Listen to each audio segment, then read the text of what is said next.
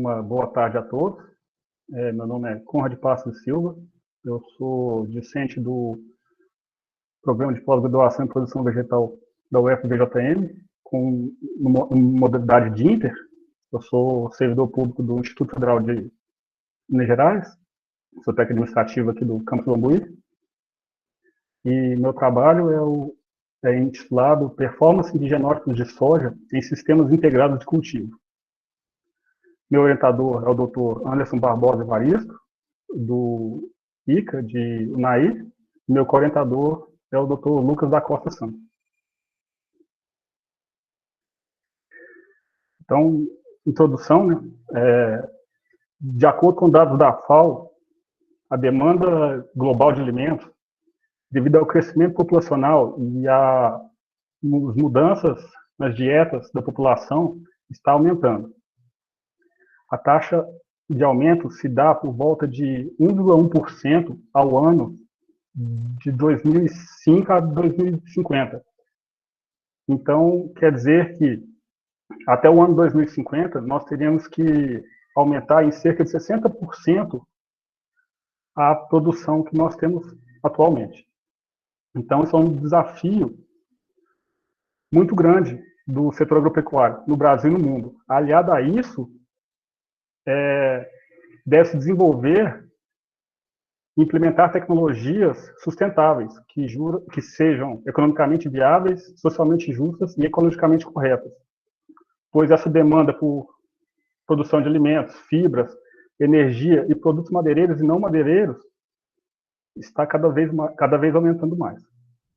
Então, dentre as principais culturas para o agronegócio brasileiro, a soja é a cultura agrícola mais utilizada em sistemas integrados.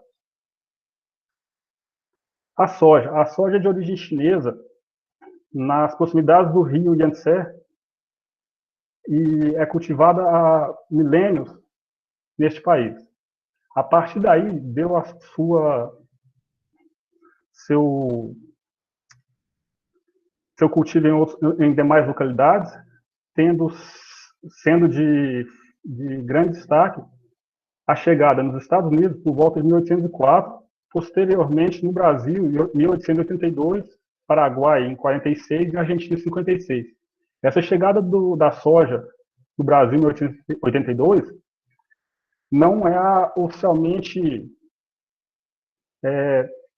divulgada por pesquisadores, pois só consideram a partir de 1914, quando ela é cultivada, enfim. Tá? E a partir da década de 60, houve um boom no Brasil, devido a essa soja poder ser utilizada como cultura de verão para o trigo, que até então era a cultura mais cultivada no sul do país, e ao desenvolvimento de novos genótipos. Esses genótipos adaptados a latitudes menores, pois até então a soja era cultivada em altas latitudes e era inviabilizada sua produção em regiões como no Trópico de Capricórnio para cima, aqui no Brasil. Hoje o Brasil se destaca no cenário mundial de produção de soja, por ser o maior produtor e exportador mundial. Então, no gráfico a gente vê que a produção de soja no Brasil vem crescendo há algum tempo já, mas realmente ultrapassou a produção americana nessa última safra. Então, o Brasil já está produzindo, de acordo com a USDA, 125 milhões de toneladas, correspondendo a 37% da produção mundial. Uma saída para aumentar a produtividade da soja no país e enfatizando essa produção sustentável, é a utilização da soja em sistemas integrados. Sistemas integrados são sistemas onde pode haver o consórcio, sucessão ou rotação de culturas na mesma área. Então, de acordo com o Kleffman Group, que fez uma pesquisa encomendada para a Rede Fomento e LPF, que a Embrapa faz parte, na safra 2015-2016, no Brasil, contava com 11 milhões e meio de hectares com sistemas integrados de produção agropecuária. Desses, 83% integração lavoura-pecuária, 9% ILPF, 7% silvopastoril e 1% silvoagrícola. A soja, bem como outras culturas anuais em sistemas integrados, restringe o seu cultivo aos anos iniciais de estabelecimento do sistema, tendo em vista o efeito de sombreamento sobre as mesmas. Então, o que acontece nesse sistema sombreado é que a luz incidente fica mais difusa e há alterações morfofisiológicas na planta. Então, por exemplo, um aumento do índice de área foliar, da área foliar, um alongamento de entrenós, então, e pode haver consequente diminuição da produção. Então, falta estudos para o plantio de soja em sistemas já estabelecidos. E o sucesso na escolha de cultivares para serem utilizados depende de uma seleção de genótipos tolerantes ao sombreamento. Isso vem de encontro ao que foi dito anteriormente, por Bernat e Bernat Júnior em 2009. Aí foi dito por Buzello em 2014. Então, os objetivos do nosso trabalho. O objetivo geral é avaliar a performance fisiológica e agronômica e de absorção de nutrientes de cultivares de soja em sistemas integrados de cultivo. Os objetivos específicos, avaliar o desempenho de cultivares de soja de diferentes graus de maturação relativa em sistemas de integração lavoura-floresta, determinar a produção de matéria seca e o acúmulo de nutrientes na parte aérea em cultivares de soja nesse sistema, simular o crescimento de 4 genótipos de soja de diferentes graus de maturação relativa em 3 distintos ambientes, um sistema de monocultivo e 2 sistemas integrados, com base em séries históricas observadas e em cenários climáticos futuros. Calibrar o modelo baseado em processo para estimativa do crescimento e desenvolvimento da cultura da soja e expressar o nível de incerteza alcançado. Essa simulação e calibração de modelos, a gente dá enfoque nas projeções futuras, pois mudanças climáticas estão acontecendo já há algum tempo, e hoje já contam com softwares que disponibilizam essa estimativa futura, quanto ao incremento de gás carbônico, por exemplo, e aumento de temperatura. Então, a caracterização do trabalho. O trabalho será conduzido aqui no IFMG Campus Bambuí, em uma área de integração pecuária-floresta.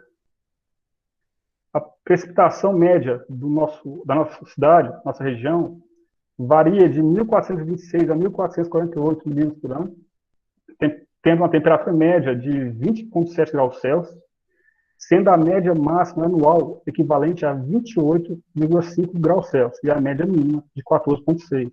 O solo que a gente está utilizando aqui no nosso trabalho é classificado como latossolo vermelho distrófico, de textura argilosa.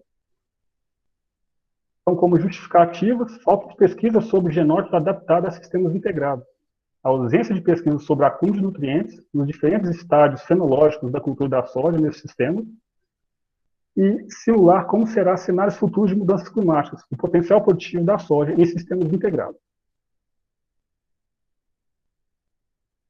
A escolha da área. Quando tivemos a ideia do projeto, a opção da gente trabalhar nos sistemas integrados veio à tona com o professor Anderson. Nós estávamos pesquisando qual área, daqui da região, que seria uma área que poderia nos atender. Então, aqui no nosso campus, Bambuí, tem uma área plantada por volta de 2012, 2011, de eucalipto, que seria uma área destinada a pesquisas com ILPF. Só que essa área foi abandonada. Dentro dessa área, nós encontramos 2 espaçamentos diferentes. Um espaçamento duplo de eucalipto, com distância entre renque, um espaçamento duplo de eucalipto de 3x3, com espaçamento entre renque de 12 metros, e um simples, espaçamento simples, e 18 metros entre renques. Então, o plantio dessa área seguiu o declive da área, não conseguindo ser no sentido que deveria preconizado pela pesquisa, extensão, sendo um plantio no sentido quase norte-sul, como pode-se ver pela imagem. Material e método. O delineamento experimental utilizado será o de DDC no esquema fatorial 3x4, com 4 repetições, sendo os fatores 3 sistemas de contínuos, os 2 espaçamentos, 18 e 12 metros, e um sistema a pleno sol, e 4 cultivares de soja, que serão selecionadas de acordo com seu ciclo e grupo de maturação relativo.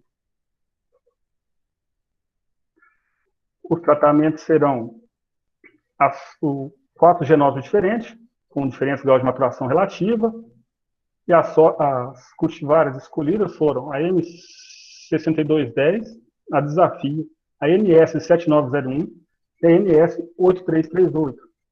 Então, elas apresentam um grupo de maturação relativa, sendo plantadas tanto mais para o sul quanto mais para o norte da nossa região. Aqui está a densidade populacional e quantas plantas foram plantadas por metro durante o estabelecimento do experimento. Então, nós caracterizamos a área, fizemos análises químicas do solo e análises físico-hídricas do solo. Nós pegamos análises químicas de 0 a 20, 20 a 40, mandamos para o laboratório de solos aqui do IF, ele fez as análises completas para a gente, e fizemos análises físico-hídricas do solo. Aí, na imagem, tem,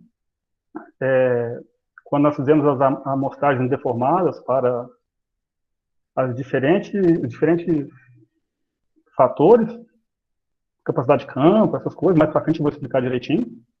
E a terceira imagem mostra como foram embaladas as amostras para serem enviadas para o laboratório de solos da UFRGS. Que é uma parceria que a gente conseguiu com um doutorando de lá e um mestrando de lá.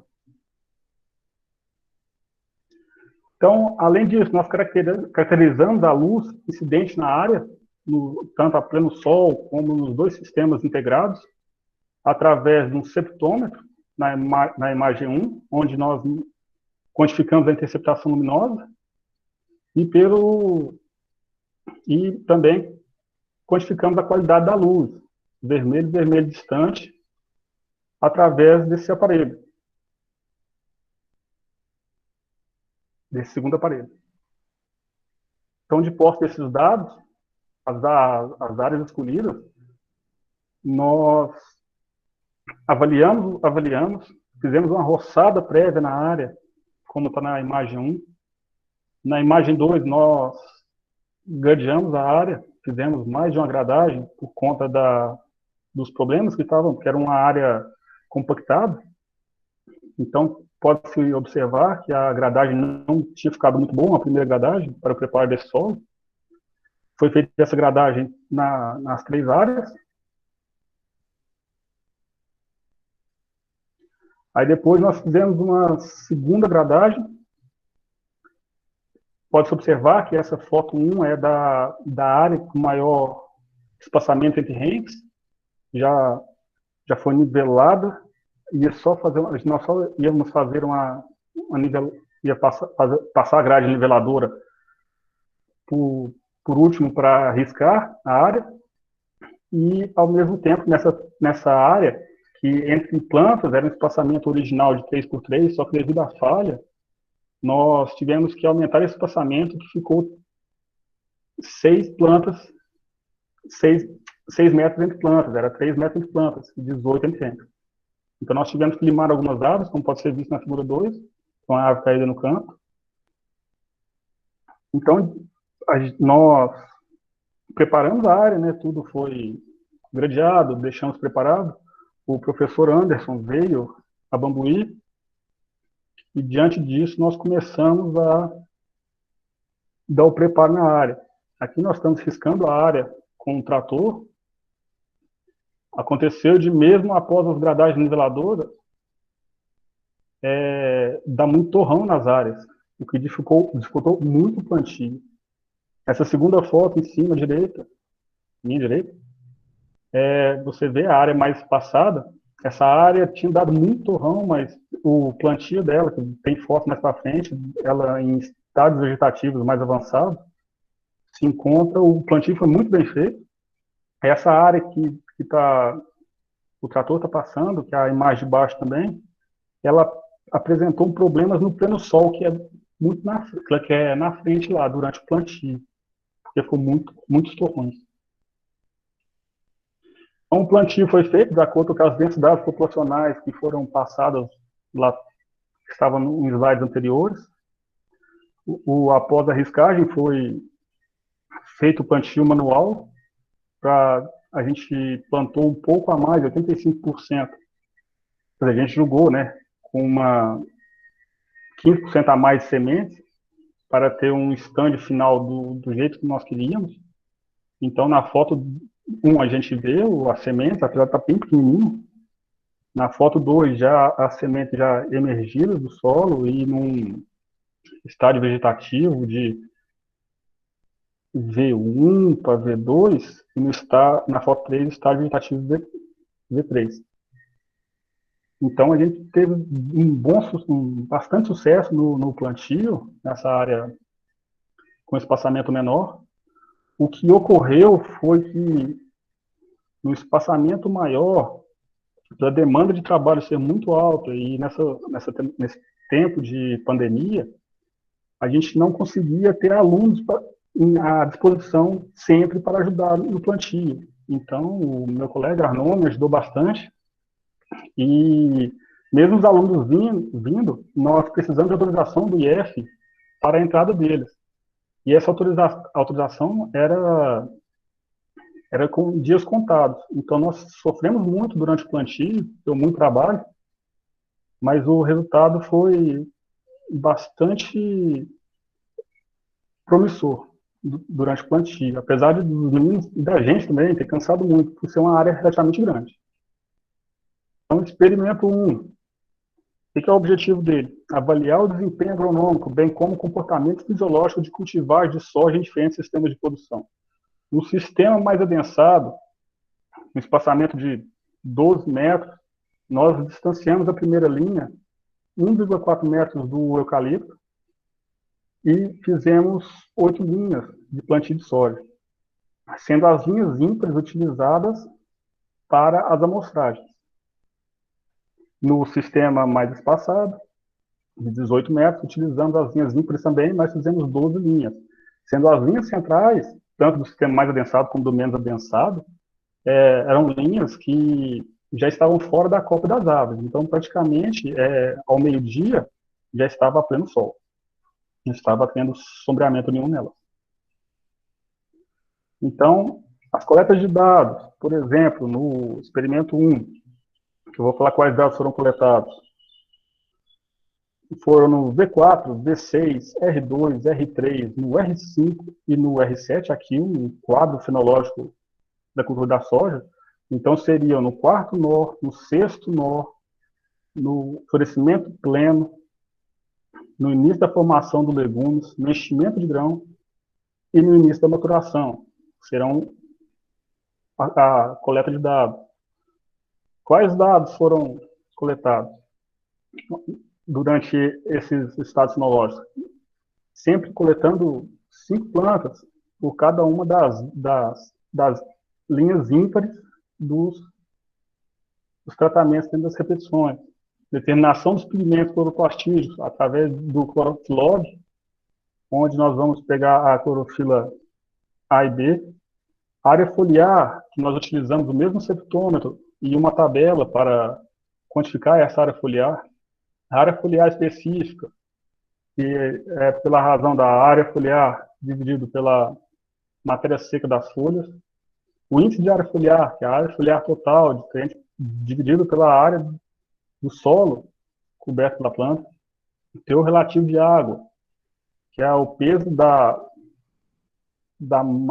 massa fresca menos o peso da matéria seca dela, da massa seca, dividido por um peso da massa fresca 2, porque essa massa fresca vai ser embebida de água e deixada repousar para a posterior pesagem, menos o peso da matéria seca. Isso dado esse teor relativo de água da folha dado em porcentagem. Então, essa equação será multiplicada por 100. A massa seca da parte aérea, onde nós deixaremos, fazendo a coleta das plantas, E essa coleta será separada, o caule, a folha, futuramente as vagens, e pesado cada um deles e dado suas porcentagens dentro da matéria seca. A altura de ambos, feito em cada coleta, com a fita métrica, um paquímetro, e a umidade do solo, feito de forma gravimétrica, de 15 em 15 dias. Isso naqueles estados fenológicos. Por ocasião da colheita, nós vamos ter esses dados a mais, a altura da planta, a altura da inserção da primeira vagem, índice de decamamento, que varia de 1 a 5, de acordo com Bernard, 65. Esse índice de decamamento de 1 é todas as plantas eretas, e o 5, todas as plantas acamadas. Então, isso vai variando. O índice de decamamento 2 seria até 25% de plantas acamadas, o 3, 50%, o 4, 75% de plantas acamadas, e sendo o 5, 100% de plantas acamadas. Número total de vagens e grãos por planta, produtividade. A fenologia, nós vamos medir o tempo que cada estágio fenológico gastou dentro do período total. A gente chama de ciclos, está arriscado, eu esqueci de tirar, desculpa. E vamos quantificar também os teores de óleo e proteína, isso na colheita. Então, são 3 experimentos dentro do meu trabalho. O objetivo do experimento 2 é avaliar o acúmulo de nutrientes durante os estágios fenológicos da cultura da soja, de cultivares de diferentes graus de maturação relativa em sistemas integrados de cultivo. Então, a coleta se dará no V4, V6, mais uma vez, R5, R6 e R7. Em cada metro de linha serão coletadas 5 plantas. A cada coleta, as plantas serão divididas em folha, linha e pecíolo, caule, ramos, vagens e grãos, da mesma forma que foi a do primeiro experimento. Dessa forma, de acordo com a volta, nós vamos determinar o acúmulo dos nutrientes nitrogênio, fósforo, potássio, cálcio, magnésio e enxofre do tecido vegetal de cada parte da planta. Então, vocês estão vendo que em praticamente todos os estados fenológicos nós vamos precisar ir fazer avaliações. E através dessa equação, que vai ser Y, o acúmulo de nutrientes, o A corresponde ao valor de máximo acúmulo, X0 corresponde ao valor de X em dias após a emergência, que proporciona o máximo em Y. E B corresponde à amplitude do valor de X em dias após a emergência, entre o ponto de inflexão e o ponto de máximo. Com isso, determinará o valor de ponto de inflexão na curva da seguinte forma. Então, nós vamos determinar em cada estágio fenológico da planta quais serão o acúmulo de nutrientes neles. Experimento 3. Calibrar e simular o desenvolvimento de genótipos de soja de diferentes graus de maturação relativa em sistemas integrados com base em séries históricas, observada em cenários climáticos futuros, a partir do modelo Crop Pro Soybean, integrante da plataforma DSAT. Essa plataforma que é um software, o DSAT, ela é um sistema de apoio à decisão para transferência de agrotecnologia, é um conjunto de programas de computador para simular o crescimento de culturas agrícolas em futuros. Então, aqui é a figura do DSAT, né? São todas as variáveis que entram. Então, aquelas análises físico-químico-hídricas que nós fizemos, elas vão ser utilizadas aqui, além de ter sido caracterizado o solo, quando nós instalamos o experimento, elas vão ser utilizadas efetivamente aqui.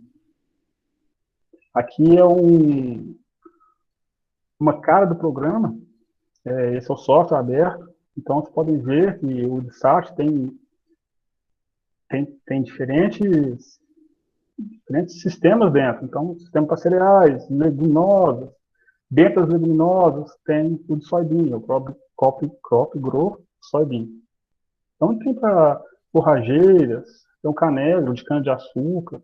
Então, são diferentes softwares dentro de um software bem grande e bastante complicado, difícil de mexer.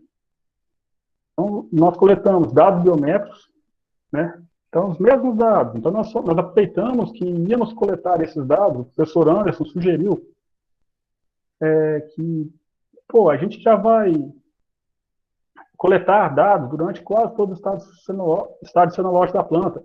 Vamos, quem sabe, simular para diferentes cenários futuros com esses dados. Então, nós decidimos que era uma boa ideia. Então, nós, para gerar os dados de entrada, aqueles mesmos dados biométricos, área foliar específica, biomassa foliar, índice de área foliar, biomassa de caule, biomassa vegetativa, massa seca de grão, produtividade final, as coletas de dados. Aqui já tem um pouco de diferença. Como eu falei, nós praticamente vamos ter que acompanhar todos os ciclos da cultura, em todos os estados vegetativos. Que aqui a coleta de dados, de acordo com o DSAT, se dá no V1, V3, o mesmo V6, o R2, R5, R6, R7 e R8. Então, se a gente colocar todos os estados que nós teremos que avaliar para os 3 diferentes experimentos, quase temos que acompanhar na íntegra o crescimento da planta. Dados meteorológicos, as variáveis que entrarão no DSAT serão temperatura máxima e mínima do ar, radiação solar global, precipitação. Nós temos uma estação meteorológica aqui no IF, nosso Bombril, nós utilizaremos alguns dados deles, mas nós instalamos 3 termigrômetros na área para ver temperatura máxima, mínima e a umidade nos diferentes locais experimentais. As análises físico-químicas que foram feitas, enviadas para as análises físico-hídricas, né, que foram enviadas para a UFO, densidade global do solo, ponte murcha permanente, capacidade de campo, ponto de saturação, quantidade hidráulica saturada, teor de carbono orgânico e teor de argila, silt e areia, que foi feito aqui no IF, no Laboratório de Análises Químicas. Então, as projeções serão realizadas para meados do século de 2040 a 2069 e final do século XX, 2070 a 2099. Os níveis de gás carbono serão fixados em 360 ppm para a linha de base. Provavelmente nós mudaremos esse nível de gás carbono para essa linha de base, porque hoje já está por volta de 415 ppm. Então, provavelmente nós mudaremos.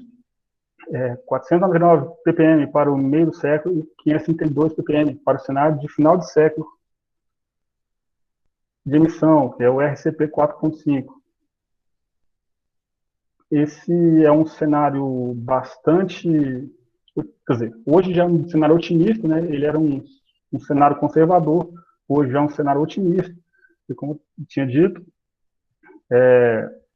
para a linha de base, né, 360 ppm era o que tinha na atmosfera em 2015. Em 2020 já são 415 ppm.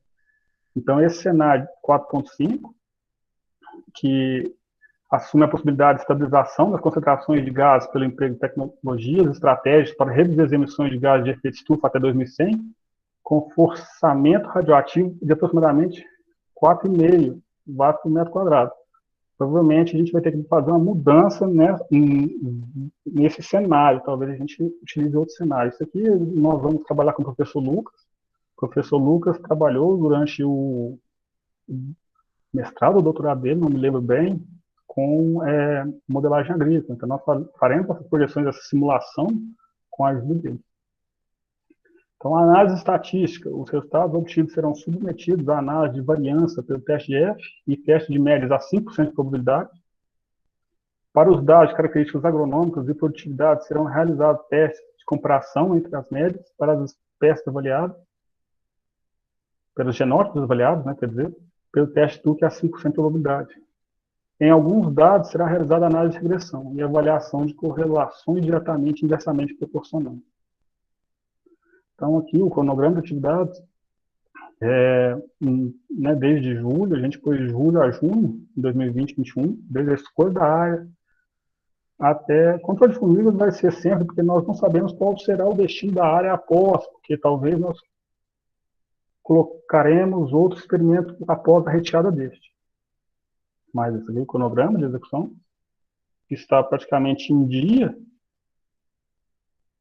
Aqui o orçamento, né, os materiais que a gente colocou no orçamento serão materiais mais para as análises de laboratório que serão feitas. Eu não sei como serão feitas, não sei se nós conseguiremos uma parceria com o professor Nilson ou se nós faremos aqui no Instituto mesmo. O problema aqui do Instituto é que esses R$ 3.958 para reagentes, para essa análise de nutrientes, não serão fáceis de ser conseguidos. Aí, não sei como a gente vai fazer. Mas as coletas já estão sendo feitas. Então, a gente resolve como é que isso vai acontecer. Então, gente, muito obrigado.